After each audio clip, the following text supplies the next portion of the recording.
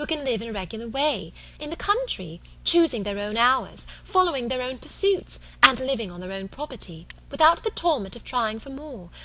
It is only their lot, I say, to hold the blessings of health and good appearance to the utmost. I know no other set of men but what lose something of their personableness when they cease to be quite young."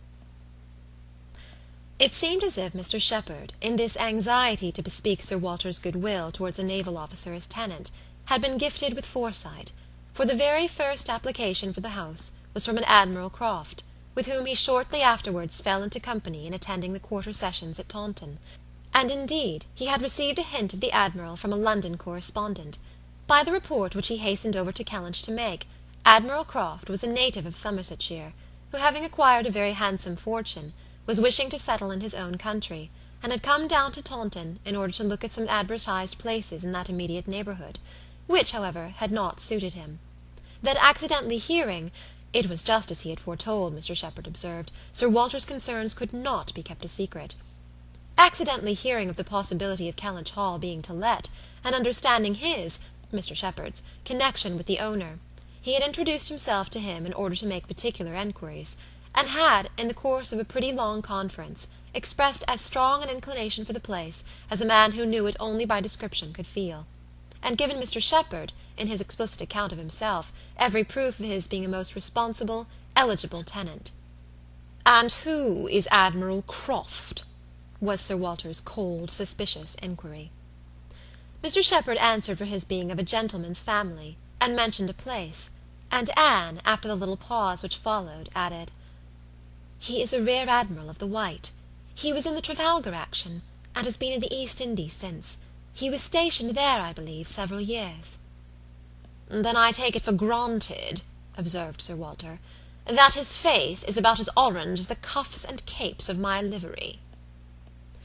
Mr. Shepherd hastened to assure him that Admiral Croft was a very hale, hearty, well-looking man, a little weather-beaten, to be sure, but not much, and quite the gentleman in all his notions and behaviour, not likely to make the smallest difficulty about terms, only wanted a comfortable home, and to get into it as soon as possible, knew he must pay for his convenience, knew what rent a ready-furnished house of that consequence might fetch, should not have been surprised if Sir Walter had asked more, had inquired about the manor, would be glad of the deputation, certainly, but made no great point of it, said he sometimes took out a gun, but never killed. Quite the gentleman. Mr. Shepherd was eloquent on the subject, pointing out all the circumstances of the Admiral's family, which made him peculiarly desirable as a tenant. He was a married man, and without children, the very state to be wished for. A house was never taken good care of, Mr. Shepherd observed, without a lady. He did not know whether furniture might not be in danger of suffering as much when there was no lady as where there were many children. A lady without a family was the very best preserver of furniture in the world. He had seen Mrs. Croft, too. She was at Taunton with the Admiral, and had been present almost all the time they were talking the matter over. "And a very well-spoken, genteel, shrewd lady she seemed to be," continued he, "asked more questions about the house and terms and taxes than the Admiral himself, and seemed more conversant with business. And moreover, Sir Walter, I found she was not quite unconnected in this country any more than her husband. That is to say, she is sister to a gentleman who did live amongst us once. She told me so herself, sister to the gentleman who lived a few years back at Monkford. Bless me, what was his name? At this moment I cannot recollect his name, though I have heard it so lately. Penelope, my dear, can you help me to the name of the gentleman who lived at Monkford, Mrs. Croft's brother?" But Mrs. Clay was talking so eagerly with Miss Elliot that she did not hear the appeal. "I have no conception whom you can mean, Shepherd. I remember no gentleman resident at Monkford since the time of old Governor Trent." "Bless me, how very odd! I shall forget my own name soon, I suppose. A name that I am so very well acquainted with. Knew the gentleman so well by sight. Seen him 100 times. Came to consult me once, I remember, about a trespass of one of his neighbours. Farmer's man breaking into his orchard. Wall torn down, apples stolen, caught in the fact, and afterwards, contrary to my judgment, submitted to an amicable compromise. Very odd indeed." After waiting another moment, You mean Mr. Wentworth, I suppose," said Anne. Mr. Shepherd was all gratitude. "Oh, Wentworth was the very name! Mr. Wentworth was the very man.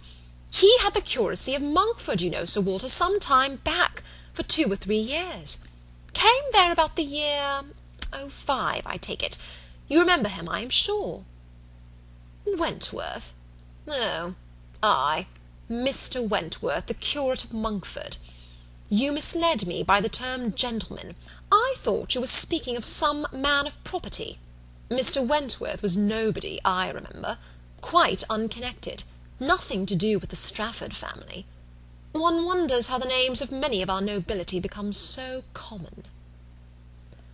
As Mr. Shepherd perceived that this connection of the Crofts did them no service with Sir Walter, he mentioned it no more, returning with all his zeal to dwell on the circumstances more indisputably in their favour, their age and number and fortune, the high idea they had formed of Kellynch Hall, and extreme solicitude for the advantage of renting it, making it appear as if they ranked nothing beyond the happiness of being the tenants of Sir Walter Elliot. An extraordinary taste, certainly, could they have been supposed in the secret of Sir Walter's estimate of the dues of a tenant. It succeeded, however, and though Sir Walter must ever look with an evil eye on any one intending to inhabit that house, and think them infinitely too well off in being permitted to rent it on the highest terms, he was talked into allowing Mr. Shepherd to proceed in the treaty, and authorizing him to wait on Admiral Croft, who still remained at Taunton, and fix a day for the house being seen. Sir Walter was not very wise, but still he had experience enough of the world to feel that a more unobjectionable tenant, in all essentials, than Admiral Croft bid fair to be, could hardly offer. So far went his understanding, and his vanity supplied a little additional soothing, in the Admiral's situation in life, which was just high enough, and not too high. "I have let my house to Admiral Croft," would sound extremely well, very much better than to any mere Mr. A Mr., save perhaps some half-dozen in the nation, always needs a note of explanation. An admiral speaks his own consequence, and at the same time can never make a baronet look small. In all their dealings and intercourse, Sir Walter Elliot must ever have the precedence. Nothing could be done without a reference to Elizabeth, but her inclination was growing so strong for a removal that she was happy to have it fixed and expedited by a tenant at hand, and not a word to suspend decision was uttered by her.